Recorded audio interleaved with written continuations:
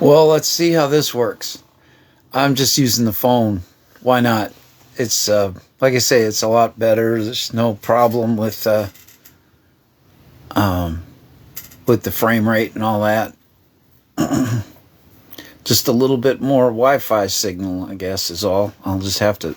My body will have to handle with all this crazy Wi-Fi stuff going on, all about. So we're back on live. Joe Baker's Remedy Report. Having some technical glitches today, but that's all right.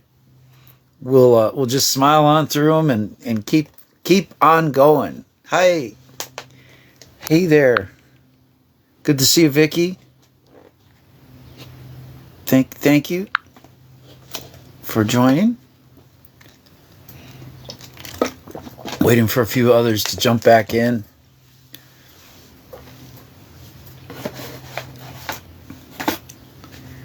It's just, it's a great day. You were moving into the fall in this part of the world where I'm at, and hearing all the lawn stuff going on. Everybody's collecting the leaves, getting all that stuff out of the way, and cutting down cutting shrubs back a little bit so when the heavy snow gets on them, they don't just fall over and break. I can hear a lot of that going on in the background. But we're here, and I just carry on my work. I'm working on this whole thing about creating a remedy in the world for all the harm and damage that goes on, all the times people are injured and stuff. I'm about to have myself scanned later today by a wizard. He's going to look and see, what kind of things are affecting me and might be inhibiting my life's work and all. Hi, Chamina. And hi, Vicky. Chamina. What you mean, Chamina? What you trying to say? So I'm all excited about that. I told him, I said, don't kick anything out yet that's connected to me or doing stuff.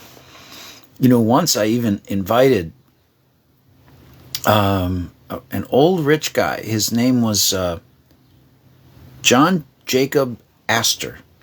And I knew he was doing work against the creation of the Federal Reserve. And the legend is that, J.P. Morgan and the Rothschild guy and the Jesuit order conspired together to sink the Titanic in order to kill John Jacob Astor and a few other people who were getting in their way of, rigging and controlling the United States banking system. And so, like someone off the Titanic, you're right. I wonder, can I click on these and does it put them on the screen or anything? Nope, but I can like it. There you go. Give you all likes. Dun dun dun dun dun. So, yeah, if I'd been alive back then, I'd probably have been on the Titanic too. Been a nice time to get together and collaborate on how we were going to stop the Federal Reserve. But, whoops, it was a trap. It was a trap. Well, to me, the story sounds very convincing, and I like it. Hey, I'm going to spray some white sage and rose smudge spray. That should be nice. I might get some of those, any of those spirits and entities that might be around me. They probably won't like the sage, huh? It kind of clears the air, lets me work. Right on. I don't have my tuning forks here. I have one. I have a broken one. It's only got half. It doesn't work much. Boing.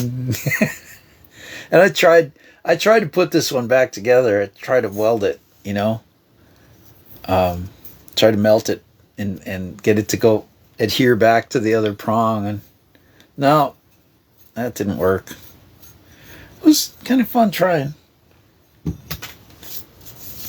The whole thing about economics is that it's supposed to be a science to make people's lives better. And I'm sorry, I'm afraid that the kinds of money that we've been using, something's been wrong. There's something called a metaphysical effect. And when you use something, a tool or whatever, something about the way that the tool was created, the persons it was created by, the intentions under which the tool was created, these things all have an amplification effect, almost in a different dimension. You know how they think things in different dimensions kind of affect how things work here? Well,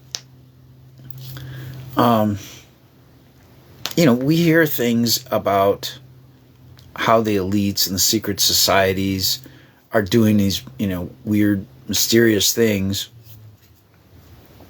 And we hear bad things about, human sacrifices and stuff like that. And them, eating people and stuff weird like that. And they're instantiating the kinds of money that we use. So when we start using dollars and stuff, it matters. It matters what you use to transmit your value. Because when you work, and you work in exchange for that value, there's something about it that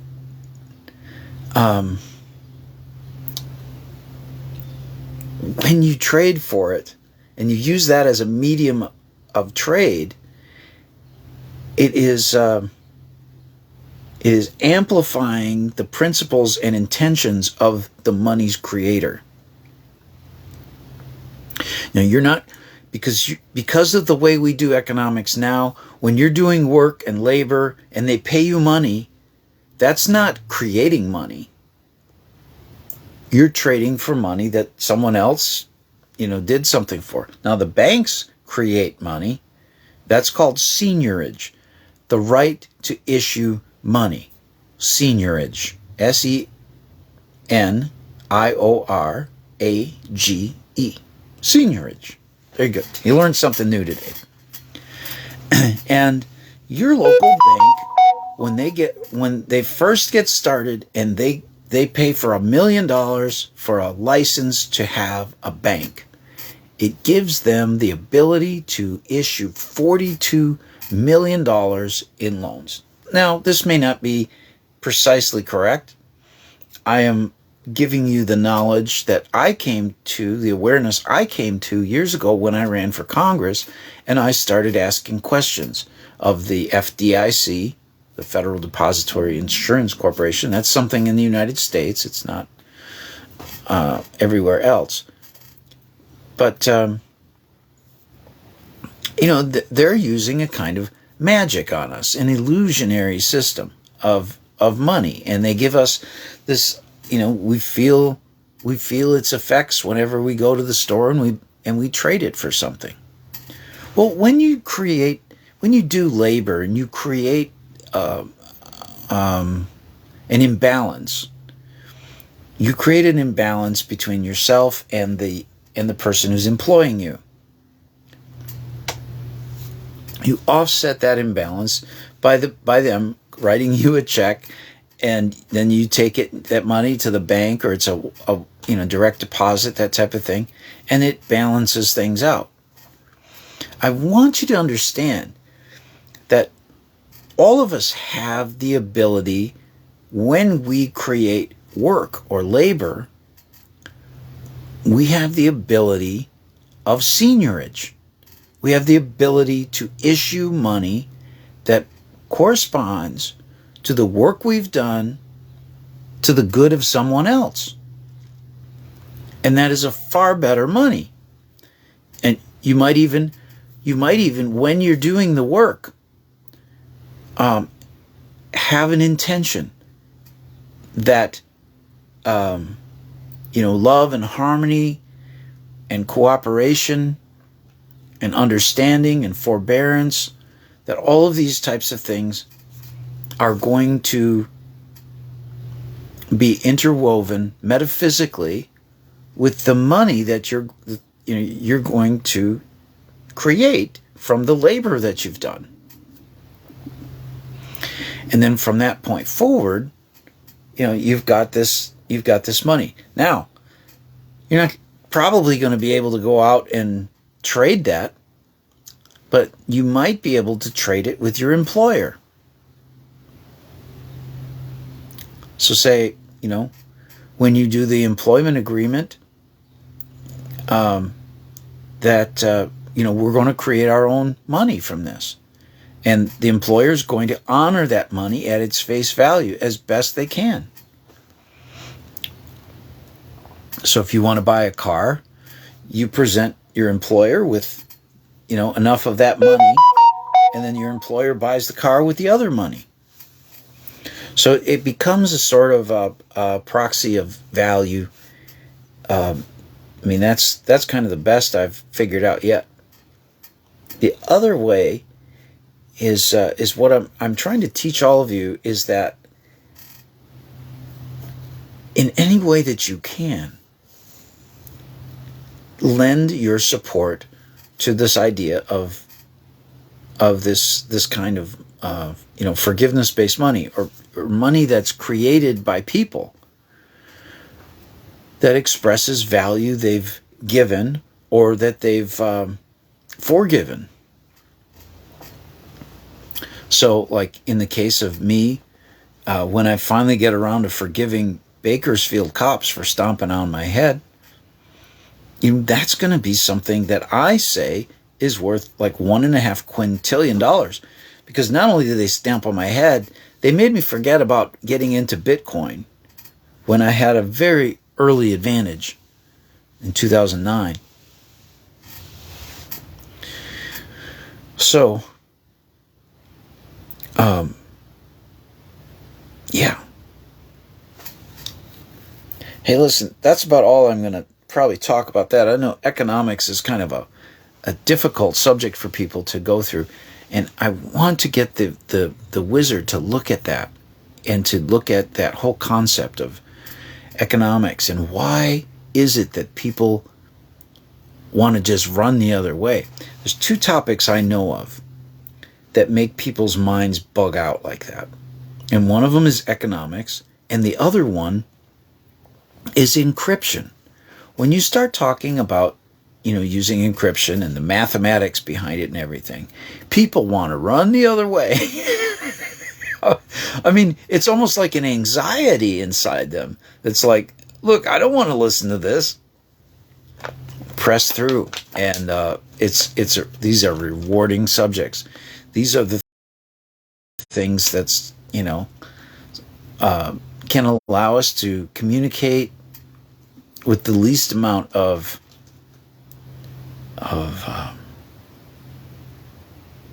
eavesdropping. And encryption is not only just for hiding information, it's for authenticating information.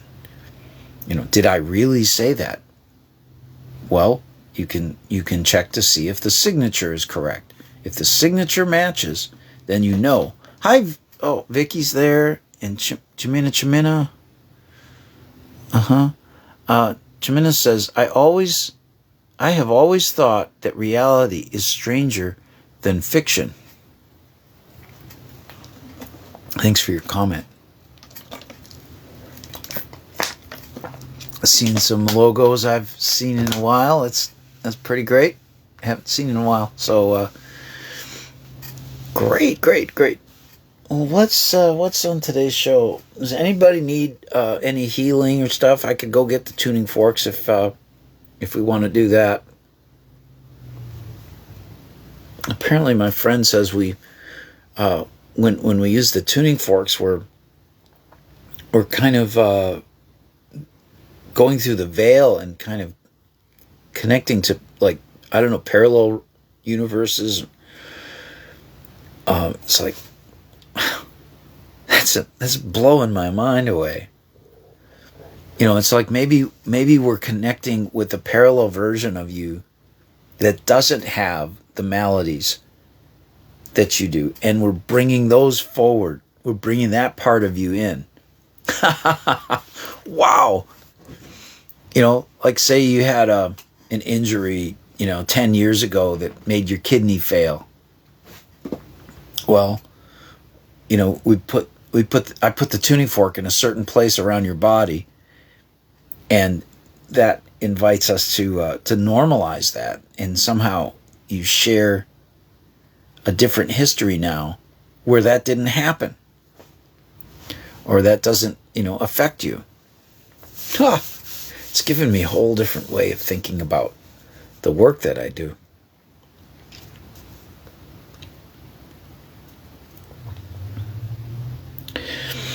I used to gaze into Lady Rashan's eyes, and she would see almost infinite versions of me that were in different parallel universes.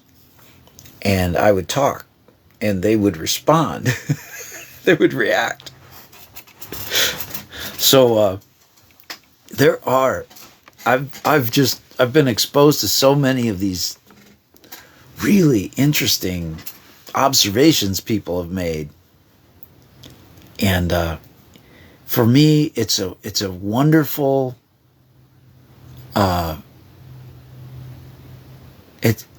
It fills me with wonder, like I'm a kid that just loves wondrous potential and the fun of it all. Yeah, I guess I have an indomitable spirit that way.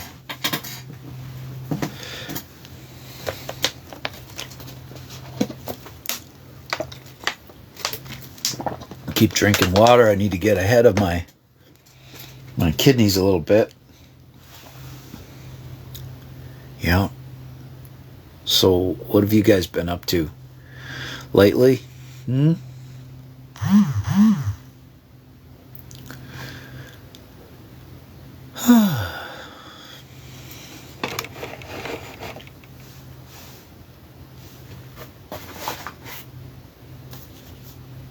Oh, we've got a new vendor for the show. Forgivenesscapital.com is another one of the websites from my show, and there's an affiliates tab, and there's a vendor on there called Ascent Nutrition, I think. Ascent Nutrition, and there's a link on there. You can follow it, and if you buy any of the wonderful products they have, then I get like a commission. So if you're into health protocols and stuff like that, the one I'm really curious about has fulvic acid in it, and I'd like to buy that as soon as I get myself dug out of debt. I think I'm going to buy some of that. It's under the detox section. Forgivenesscapital.com. And on there's also a donate page if you'd like to help me with my work. Of course, just being here is a big help for people to know me, to get to know me and understand what I'm. Maybe you don't understand it, but you get the gist of what I'm trying to do, and you tell your friends, particularly the ones that this matters to. David Martin is a really brilliant guy, and he's been at the forefront of doing research on this whole COVID thing through the patent office. He's shown that there's been patents ahead of the outbreak for COVID, and patents ahead of the outbreak that were doing the COVID test, and he was involved because of his expertise in patents and all this stuff. He was involved in researching and looking out for evidence of biological warfare all the way back to 9/11, right after 9/11, when the whole anthrax thing was, the scare was going off in the post office. So he's a very smart guy, and he's going to be at G. Edward Griffin's Red Pill Expo coming up, I think November, it might be as soon as November 11th. It might be as late as the 13th, but it's a 2-day window. And you can find my affiliate link, again, like I said, at forgivenesscapital.com/affiliates. That's AFFILIATES. I've learned to spell it. How about that? Anyway, he's going to have some numerous speakers, and I'm kind of envious of David Martin, that he's going to be talking about this subject of economics and us coming up with new kinds of money. So I went on Facebook and I'm like, okay, what mutual friends do I have with David Martin? Because I want to be friends with him, and I want to get his attention onto Remedy Coin and Anti-Money and Forgiveness Capital. So I write all my friends that know him. I'm like, hey, put a little bug in their ear. Could you, mention that you know me and that I've been working on this, these forgiveness-based money systems and such, and just put a bug in his ear to accept my friend invitation. And so I'm hoping that happens, and we get some traction. Traction, that's what we need. Traction. Not a lot, just some. I'm looking for some honorable mention, in some of these larger events where they're talking about these things. I meant, probably the best I got was, in 2008 when I went down to Anarchapulco conference down there, Acapulco, and then during the question and answer session, I go up and I ask Jeff Berwick and all the panelists, and Ed Bugos is up there and other people. I'm like, do you think it might be possible that in a couple of years we might have, financial instruments based on the value of forgiveness, like I'm doing? And, Jeff Berwick basically says, anything's possible. So, anyway, that was kind of fun. I tried to buy a booth down there, but they just got in my way. They drug their feet. It was going to cost $1,000, and they just wouldn't do it.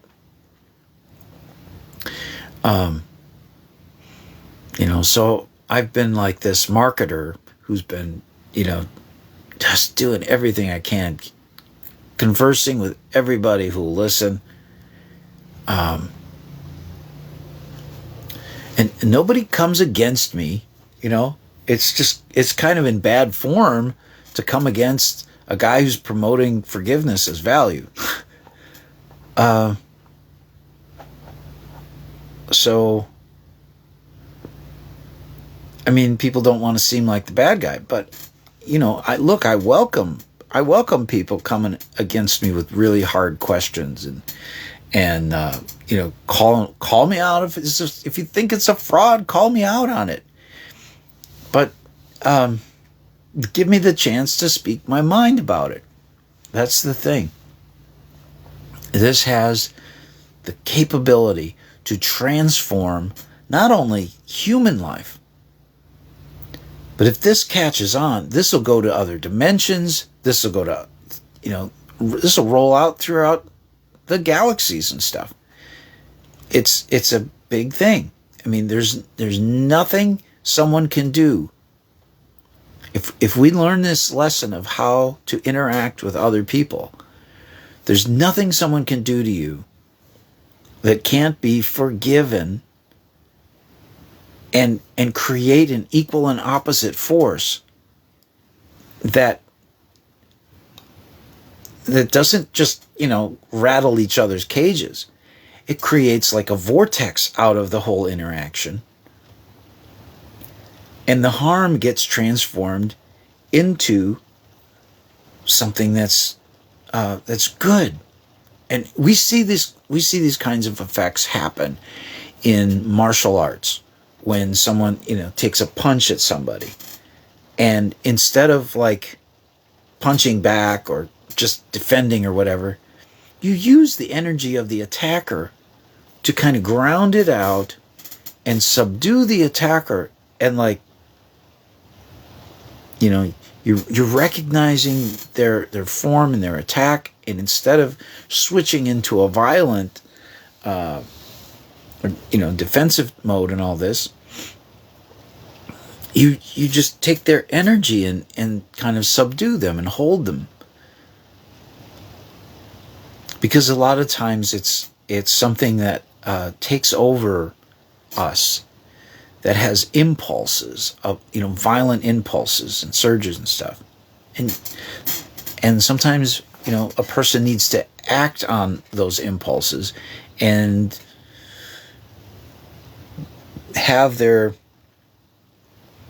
chance. It's part of communicating that something's wrong within you, that you're being treated badly.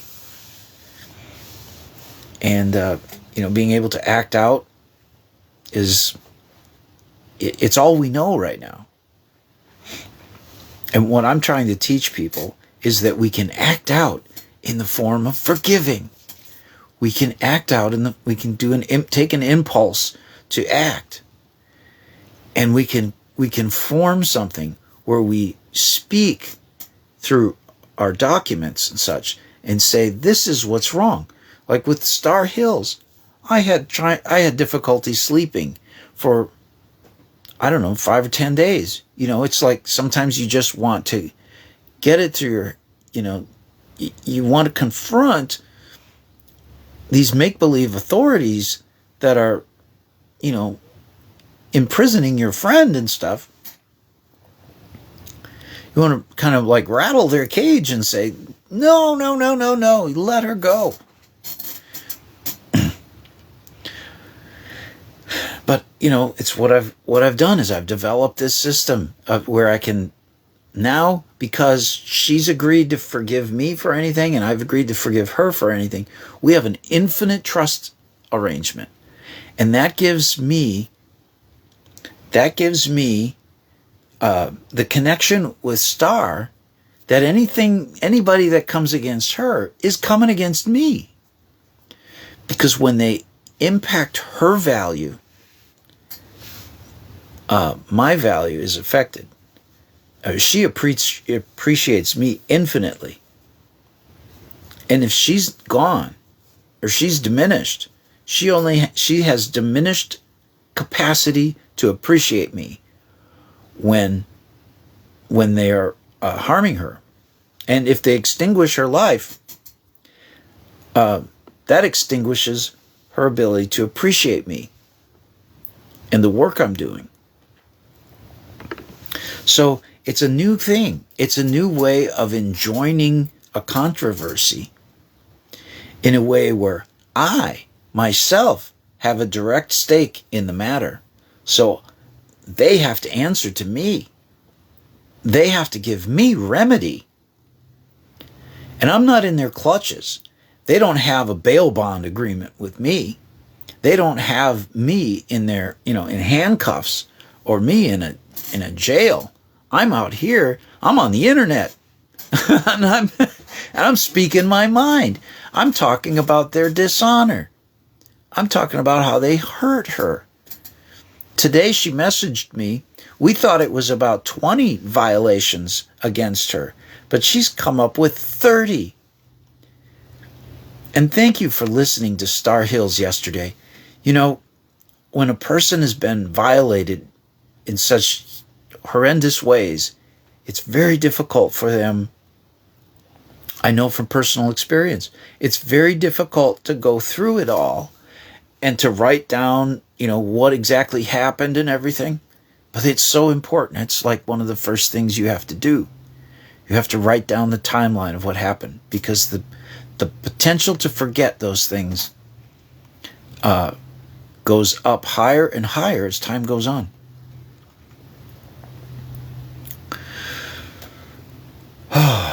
So, I wanted to thank you for letting Star address you in the audience in yesterday's show. Yesterday, the day before. Day before. And, she knows me, and she remembers how traumatized I was when Bakersfield violated me.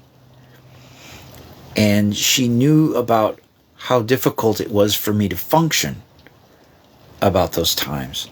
And God help her, she's been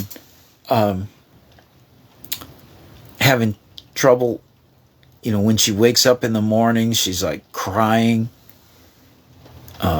uncontrollably and stuff. She talked about that, and I made her swear under oath that everything she was telling, well, she didn't swear, she had another way of dealing with it, where she promised not to lie on the show.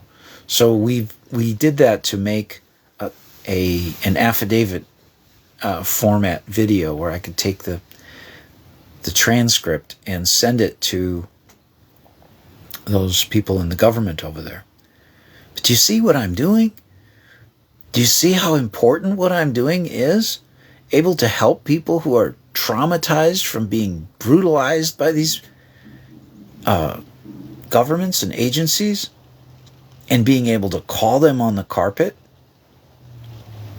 and being able to substantiate the value of their wrongdoings, and to invert it from a debt into an asset by forgiving it. This is powerful stuff. Nobody's ever done this kind of thing before. I think kind of the closest thing is like when the World Economic Forum, or let's see, the internet, I don't know, it's either the World Bank or the International Monetary Fund. They lend out money to these, these little countries around the world, knowing they're never going to be able to fully pay it back. So they get them in debt, and then they offer to forgive them if they will do certain things for them. And what they want are political gains. They want them to join the United Nations, and they want them to vote as a proxy vote for whatever their malicious ideas are. Maybe they're not malicious, but I'll tell you, by looking at what the United Nations has been, and by looking at the let's see, the letter that comes after the letter that comes after the letter V, the letter that comes after G, the letter that comes after N as in Nancy. That particular, I don't even want to use that word. Do you know the censorship is getting really bad on me on YouTube? Particularly that group that I just alluded to. Let's see. Felicia White Myers. Hi, thank you. Looks like you've got an insightful comment here. It sounds like you are creating a connecting contract capital in forgiveness where people are not alone and have support. Yes, I'm just trying to tell everybody. You, even if it's just a thread of support that you can give to somebody else, right? By creating a whole currency based on forgiveness, even lending a thread of support. Like if you've only got a penny, to reflect some value, Or if you're buying something for $100 and 1 penny of it is forgiveness money, and the vendor and you agree that forgiveness money is part and parcel of the whole transaction, then it's kind of, I want to use the word reify. It is giving mental assent to the financial construct of the value of the whole thing. And the beauty of cryptocurrency is the beauty of numbers in particular. Just forget about cryptocurrency. Lay that to the side. I know some people's minds go off. Like I said earlier, economics and encryption are two things that'll just make a lot of people's minds just go like, So we don't have to say that. But we know that a penny is a fraction of a dollar. We know a penny is a different fraction of $100. We know a penny is a fraction of $1 million. If the penny is not worth the penny, then the $1 million is not worth the $1 million either. So there's a ratio, and when we honor the small things as being part of something larger, we reify, we project out the value of the big thing. So, you might think of it as leverage. You might think of it as fractional reserve banking, only like flipped around, inverted. And this is something that works for the people instead of for the bankers. But I love that. Thank you so much. In fact, I'm going to take a snapshot of the screen, Felicia, so I smile. So I remember what you said, because I've never heard of that before. Creating a connecting contract capital in forgiveness. Connecting contract capital. That's nice. I'd love to have more. In fact, would anybody like to be a guest on the show today? It looks like I can bring others on. I might not be able to put headphones on, so we might have a little audio snafu in between when we switch from one person talking to the next. Let's see. Felicia says, like cryptocurrency being programmable with utility directives, then forgiveness money can have programmable values. Yeah. And what, programmability of electronic money is interesting. Like XRP has used that. One guy had so much of it, they wrote a kind of a smart contract to lock up massive amounts of those coins into a smart contract of sorts, where 1 billion of them were issued out each month. So I don't know, they took maybe 40 or 50 billion of them and locked them up, so the supply was not liquid. In other words, people couldn't buy or sell that guy who owned them couldn't buy or sell them, but he locked it up so that only 1 billion of them would be issued each month. And that finally stopped a couple months ago, where it finally exhausted that supply, that reservoir. And so it's a fixed issue coin. There's no extra XRP tokens being minted anymore. Evermore. So yeah.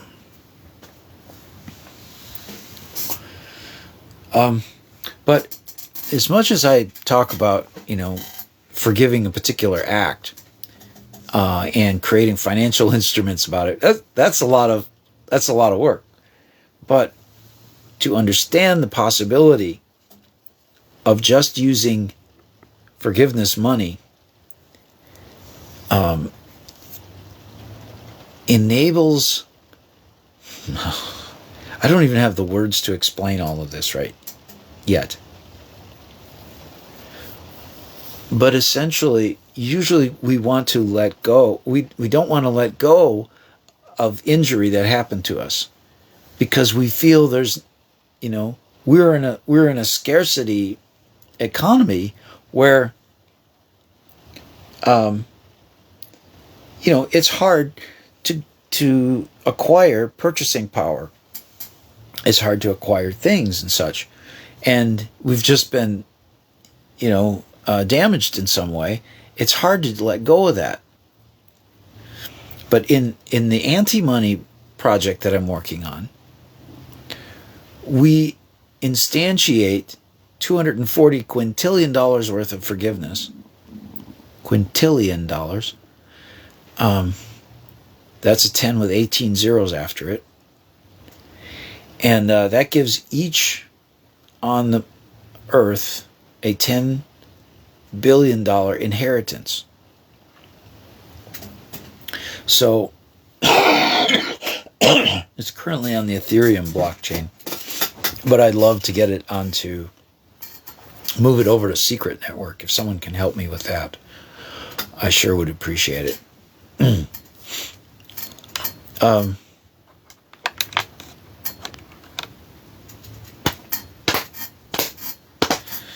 We can create it there as a wrapped token, or I haven't really issued that many of them out. I think I've only issued 3 inheritances out so far of it. But that's just easily instantiated. You just figure that all these people on Earth are at war with one another in commerce. Commerce is war. It's competition, and competition is a form of war. And so there's a lot of offense that has been going on. Everybody against everybody, for so many years. So it's easy to conceptualize the amount of damage that has happened because of this. And it's infinite, really. But, in economics, they like to have a fixed issuance. And then you work from there. So we've instantiate a big number, $240 quintillion, and it's 990 trillion coins. So each person gets about 2,140. I forget exactly. It's listed on the white paper at antimoney.net.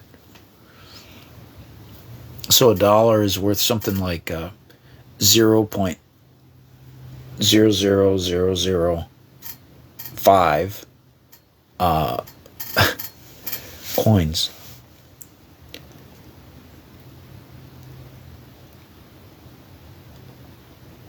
And so, we might use $1 worth of forgiveness money when doing a transaction of, say, $100. And that way we've, $99 is in the economy being used, paying Bitcoin or US dollars or, whatever the currency is. $99 is paid the regular way, and then we get 1% of it that affirms the infinite worth of the humans, involved in the forgiveness. So that's my plan. That's the way that I see that this can come about. Felicia says, so it sounds like you are turning scarcity, current thoughts on resources, into abundance in forgiveness, teaching people to forgive and support more. Gotta give you a like on that. Thank you so much.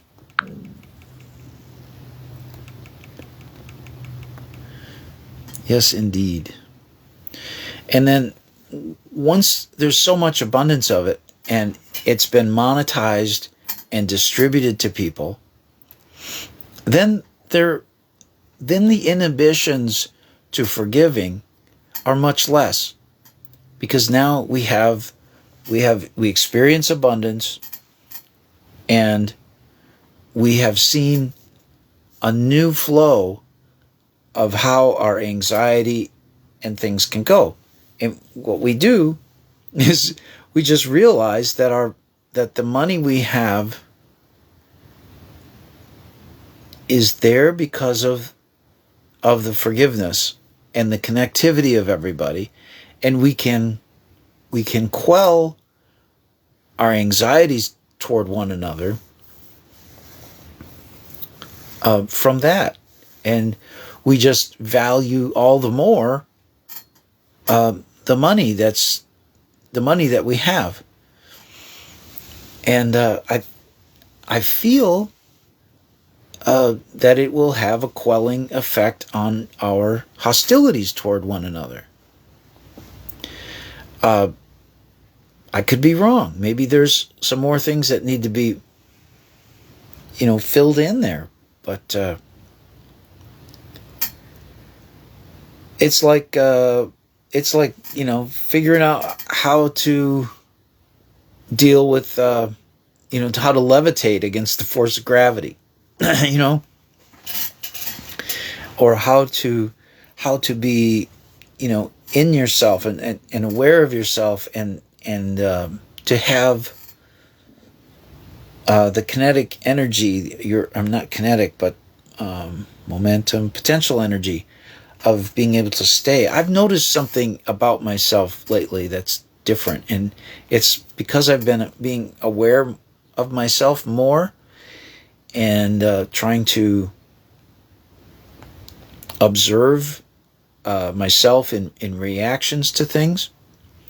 Like when things that would normally make me jump, like someone slamming a door or something like that, or something loud, I'm much more present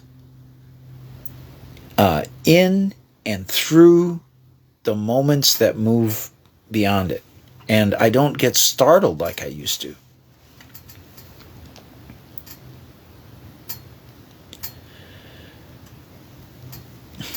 So something in me has changed, and for the good.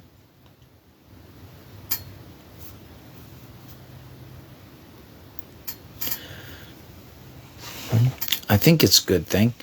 I don't think it's a lack of reaction skills. It's more of being more present and aware of my direction, my purpose, my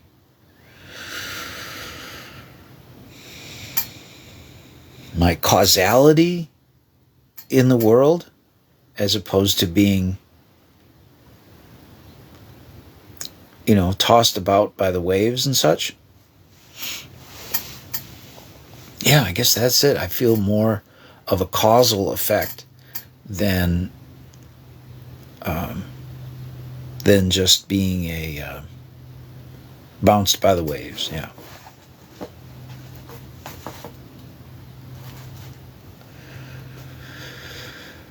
Whew. Well, that's a good show. We've talked a lot about, my favorite subject, forgiveness-based money. I'm happy to report that it seems like Bakersfield has dropped the charges against me. It's not on their website anymore in the courts, though I need to follow up, call them, and verify. Felicia writes, so I think this is new. Your thought is to change the current association of currency from valuing material possession or things to the currency being associated with the spiritual value of forgiveness and support. Yes. And let's see, the current value of the current money, being material possessions or things, also refers to what backs it, and what backs it is debt and and military force, and and the debt part is, lends to enslavement and that type of thing. Okay, Vicky, thank you. Well, I'm sorry your connection's not bad. You can always watch it later if you'd like. And thank you for being here and listening. I know that that listening and being a part of all of this is part of getting the attention of the universe. I think we're special in that we have the ability to focus on things and craft concepts, bring them forward. I think we're like the creativity.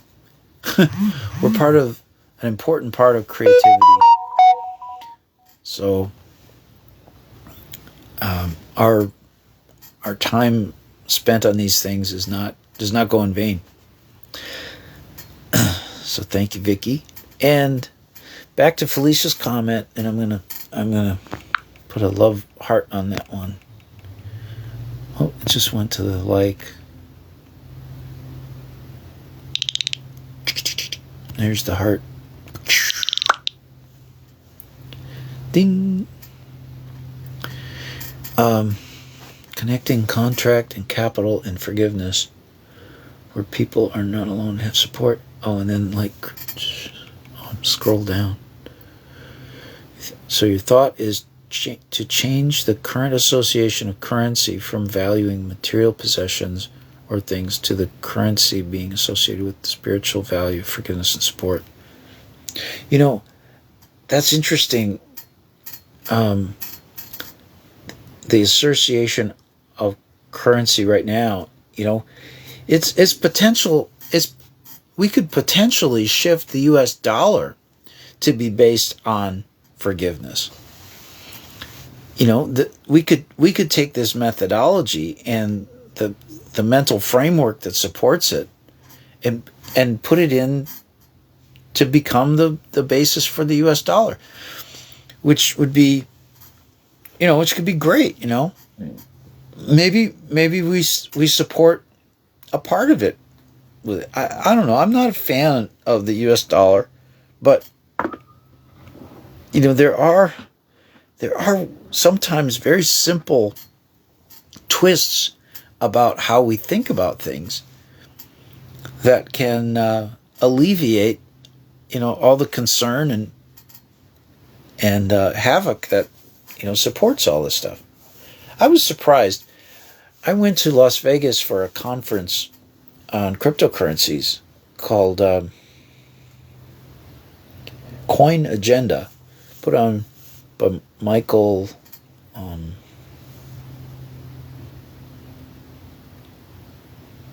don't know. He gave me a really big discount. I was happy for that. And so I went there. And I met a former banker who was started a company in Switzerland called Smart Valor. I forgot her name. And I had 1 minute of her time. She was, rushing off after her speech to the airport. And I told her about the premise of my systems, that each individual has infinite worth. And she's like, yeah, infinite worth. That's right. And I don't know if she was just, saying that to, wrap up the conversation or just to agree with me in some way and she gave me a ticket to the Smart Valor event, which saved me, I don't know, probably $1,000 or something. And I bet she didn't think I would fly there to attend, but I did. I flew to Switzerland. And I attended, and I met some interesting people, and I talked to people, and all these blockchain conferences I'd go to, they're like, "You've got the most interesting project of all the places that are exhibiting that we've heard from." But would they ask me to come on as a speaker or something like that? I'm still waiting for that. I'm still waiting for that to happen. I'm not holding my breath. I'm just going to keep talking on my show, and we'll get connected, and we'll get this figured out. Get into the deeper details of it all. Because each person that I talk to about this brings out new understandings to me of what it is I'm trying to do. I don't know how that is, but it is. It's a wonder to behold. Oh, thank you, Felicia. She wrote, forgiveness capital being backed by that energy of connectedness and release from hurt or trauma, not debt, makes it true freedom.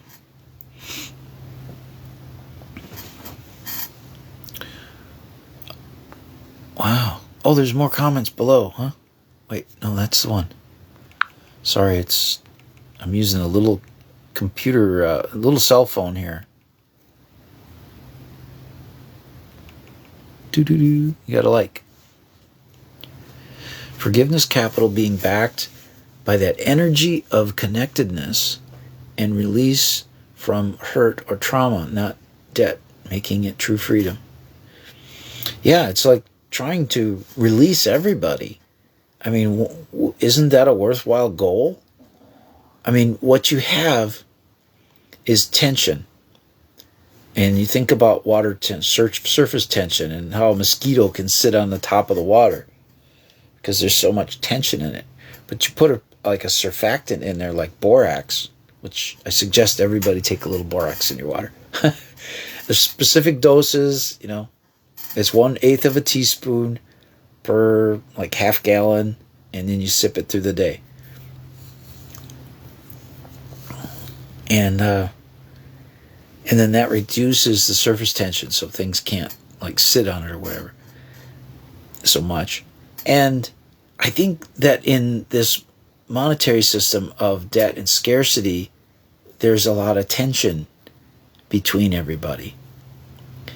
And what I want to do is kind of look around the backside of everything, that we already have empathy and care and concern for one another, but we don't know how to use it in an interconnected way. And that's why I think monetizing expressions of care and concern, like acts of forgiveness or doing something for somebody without charging them money, without charging them the old money, enables you to issue your own money. Like I'm a healer, there's stuff I do in energy and wellness therapist, you might say, or practitioner. Energy and wellness practitioner. That sounds pretty good. So I'll use a tuning fork and work on somebody, and there's one person, I've increased her kidney function by 50%. And I'm going to ask her to issue a certificate of appreciation to me for doing that. I feel she has the right to issue money based on the effects that work is going to have in her life. And she's the one who can measure it. It might be $1 million. Here I might have invested maybe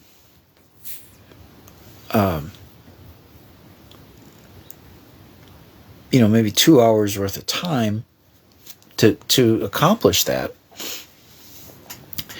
But I didn't charge her. So I'm like an entrepreneur. I'm a seed investor. I'm investing in people's health, and it's having profound implications in their lives. And they can measure that, and they can quantify it and codify it into a certificate of appreciation. That then I receive that, and then I go to the markets with it, and maybe it's some sort of NFT, non-fungible token, means like a picture on the internet that you can prove the ownership of. It's kind of a new game they're doing in cryptocurrency. It's not that new. A lot of people have been doing it for a while. But so that certificate has value, and it's kind of a negotiable instrument. It has the intention of being that, and it's that interconnectedness, love, and appreciation, concern for one another that makes these kind of financial instruments conceivable to issue around as money. It would have more direct value to people who are in her immediate circle of connectedness, like her sons, her daughters, right? Her brother, her parents, if they were still alive. That circle of friends, maybe people in her church that know her. If those people will know the impact of this stuff. And what I'm just trying to get people to do is to say, hey, I know this seems like monopoly money or, invented money out of thin air. But hey, it worked for the banks. They're inventing money out of thin air whenever they issue a loan for a house, as a mortgage and stuff. A lot of that money is just invented. And we could do the same thing with acts of love and compassion, forgiveness, or even, good works that even works for the city, the community, or like roads, maintaining roads and stuff like that. Get a shovel and some gravel and fill a pothole. But when you do things like that, document them and make a case that this has value, and then use that seigniorage, that ability to issue money, backed by the good work that you did. That's how I see us moving forward and into a distributed world where we don't have to have centralized issuances of the money. So there's another important. While I have your attention on this, and please share this out if you know people who are interested in monetary theory and such. I need so many eyes and ears on this stuff. Sure, appreciate the share, and that's what organically gets these videos out to people is sharing it and saying a little bit about it when you do share.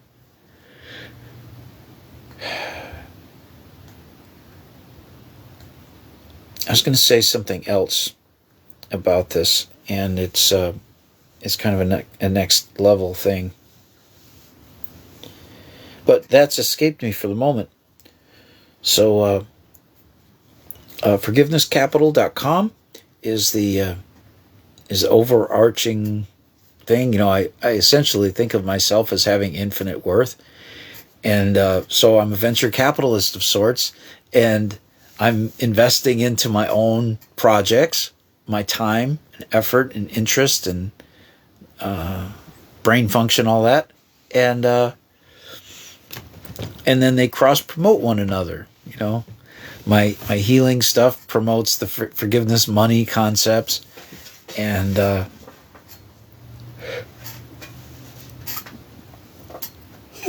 so I carry on and keep doing all this. I've got a really nice therapeutic sound file that you guys might be interested in. I sold one yesterday. The first copy of it I sold, so I'm real thrilled about it. It's this chime that I play, and the setting for the recording, it's a sound recording, is by a little lake near here, and there's an early morning rain shower, and the birds are singing, and it's got this bong sound. Some say it sounds like a Buddhist gong, right?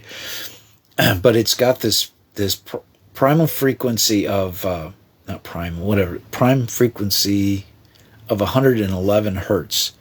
That's where I've tuned the chime to go to, and that has great benefits in your body. If you want to give this away as a gift for relaxation purposes, if you know somebody who needs to be able to relax or manage pain in their body, I can't say that it does manage pain, but the research I've done indicates that the 111 hertz frequency stimulates beta endorphins in the body, and that those make you feel happy and they reduce the amount of pain. That's what the research I've done shows. And it also is supposed to help stimulate creativity. So you've got, I've seen memes where they talk about the 111 hertz. Let's see. So how do you send it to me? Let's see. PayPal at remedycoin.com. And it's just $25. That's what I'm asking as a gift. How do I type in here?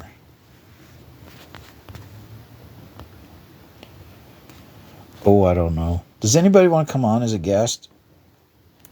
We could do that. So, Oh, Felicia writes, like social credit scores or unlike social credit score, the forgiveness capital has purchasing power and people view it with high regard. Oh, yes. Now, how come? Okay. When I scroll up, it's like it zigs back to a whole bunch of different places. I got it sorted out. A moment of confusion. Trying to make sense of what I was seeing happen. What's this? This is a polarizing gel. I was going to use it on some of my lights and over the camera, so I wouldn't get glare and stuff on me. It didn't work out quite as I thought it would. I used to do video production work and took a whole bunch of people's photographs and transferred them onto video. And one of the problems in that is that the pieces of dust on the photograph start to reflect, and they're very shiny, little spots of dust. And they show up on the photos, and it's annoying, you got to dust them off and get it all ready. Well, we figured out a way to put polarizing gels on the lights and over the lens of the camera and turn them at a 90-degree difference between each other. So it blocks out all the light from specks of dust that are reflecting the light right back at it. So it was great. I was able to do these photographs in real time. I just lay it down.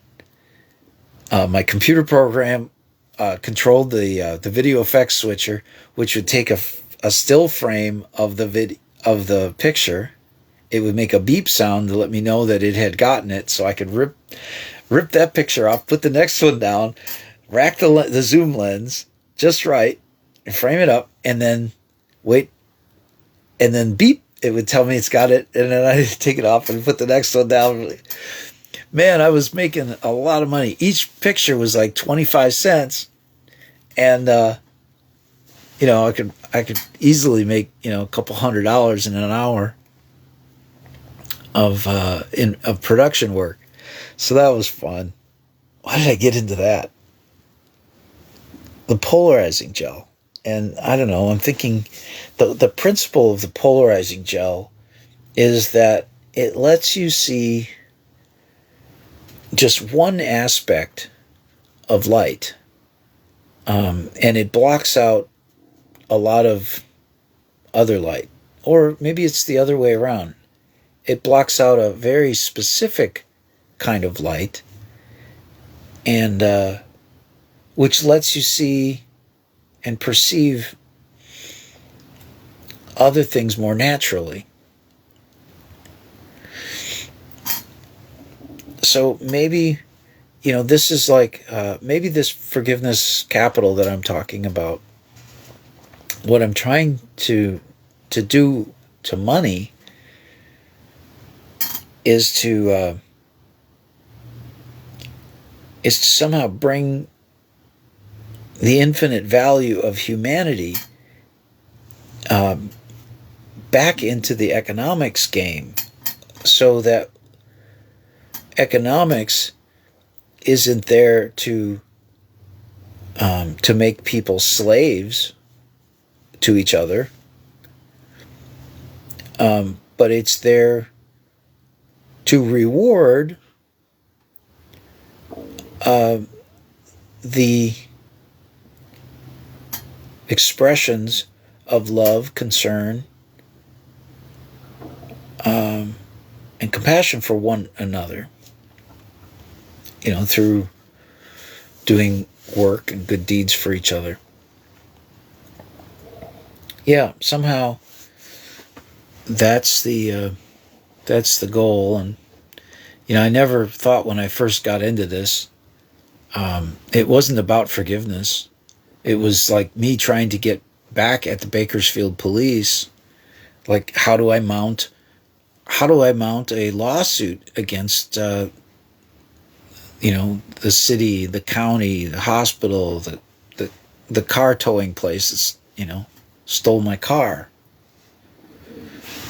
How do I get back at them? And I thought, well, maybe I sell shares in the whole ordeal, for the costs of prosecution.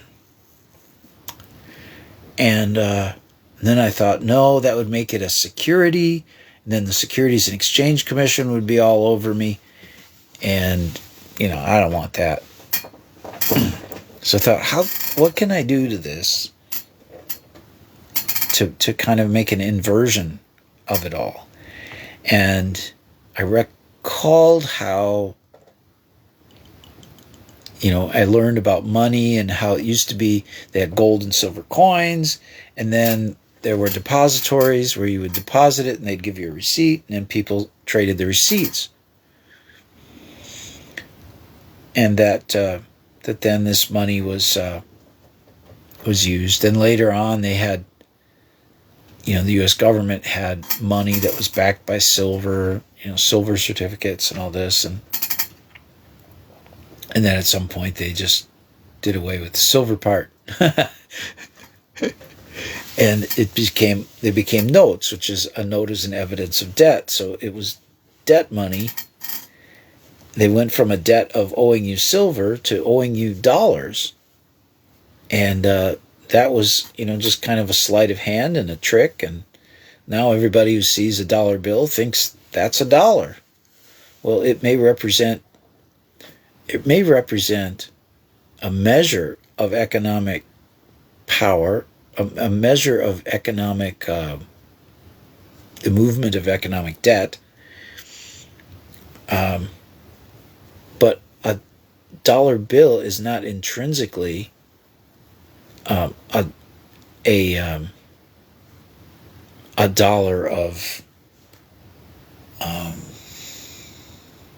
the basis of a dollar of value. The basis lies in the treasury bonds and stuff, and basically a promise to pay. The U.S. dollar bill is basically an evidence of debt. A debt which will likely never be paid. The only way it could be paid is through forgiveness. And it has been, the U.S. has used forgiveness in the past. We wouldn't have the financial system we have now if it wasn't for forgiveness. because the U.S. has gone through bankruptcy many times. So I'm told.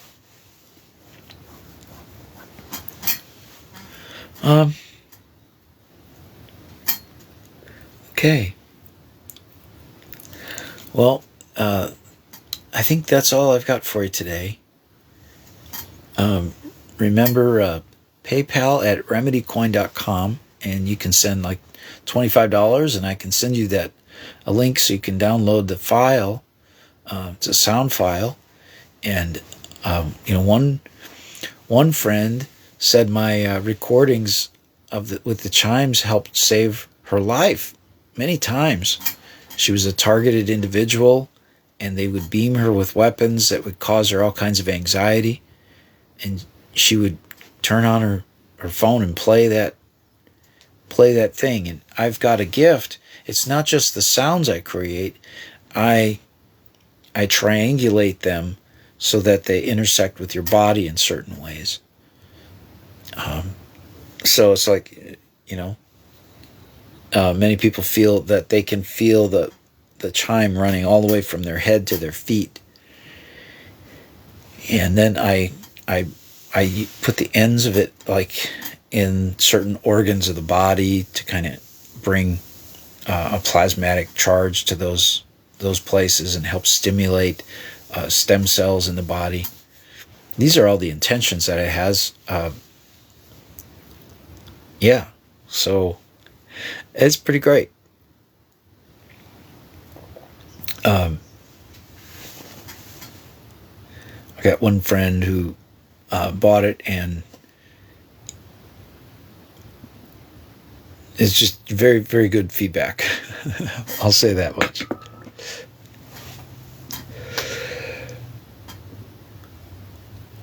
Make a great Christmas gift if you want to get it for somebody. I'm trying to think of something to give another.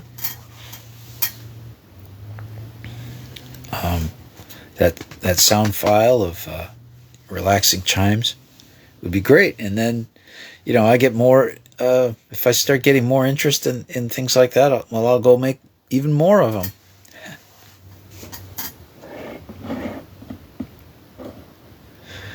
Super. Well, I think that's about all for today's show. Thanks so much for watching. Here, let me do a quick summation of today's show. And then I'll do a reel and stuff and try to promote it a little bit more.